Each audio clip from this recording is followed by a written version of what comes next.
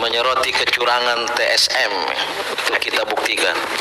Baik, terima kasih Pak Din dan para tokoh bangsa, teman-teman media.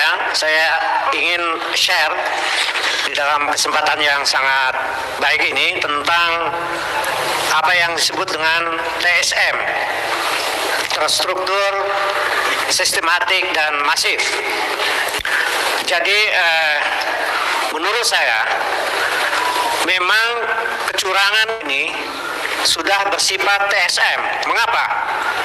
Terstruktur karena sebenarnya jauh sebelum diumumkan para capres-cawapres sudah terjadi gerakan yang favorable terhadap paslon tertentu. Apa yang dilakukan? Presiden mengendorse calon-calon yang favorable, yang bisa melanjutkan kekuasaannya. Sebenarnya ide awalnya adalah 3 periode. Itu sudah lebih dari setahun didengungkan. Tapi rupanya tidak memperoleh ada dukungan, tetapi kemudian diveto oleh salah seorang ketua umum partai dan akhirnya tidak bisa dilanjutkan. Kemudian berubah menjadi apa yang disebut dengan penundaan pemilu, itu pun gagal. Tapi setelah itu idenya adalah bagaimana melestarikan kekuasaan lewat anaknya. Dan setelah itu MK menjadi instrumen untuk melegitimasi putranya itu menjadi cawapres, walaupun secara regulasi tidak memungkinkan. Tetapi di situ pamannya sudah kita ketahui melancarkan dan memutuskan bahwa dia akhirnya sah, walaupun kemudian MK-MK yang diketuai oleh Profesor Jimli Asidiki menyatakan terjadi pelanggaran etik yang berat dan dia dipecat sebagai ketua MK.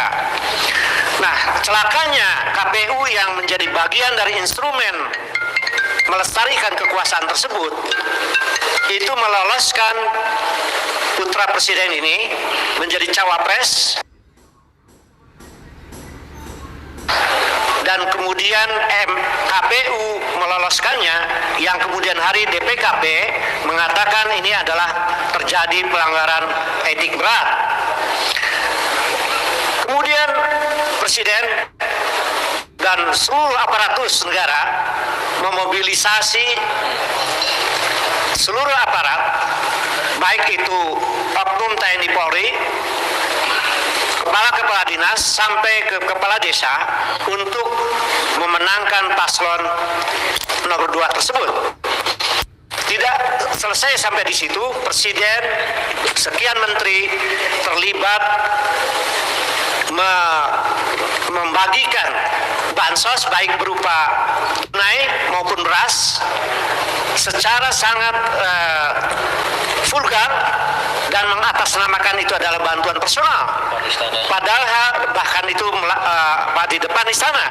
Padahal menurut regulasi yang ada, bansos hanya bisa dibagikan kepada rakyat yang menjadi haknya, yaitu secara impersonal lewat pos. Tidak ada impersonal, tidak ada personalisasi dari bantuan sosial, apalagi politisasi, dan itu adalah penyalahgunaan kekuasaan yang nanti bisa dibuktikan itu adalah korup.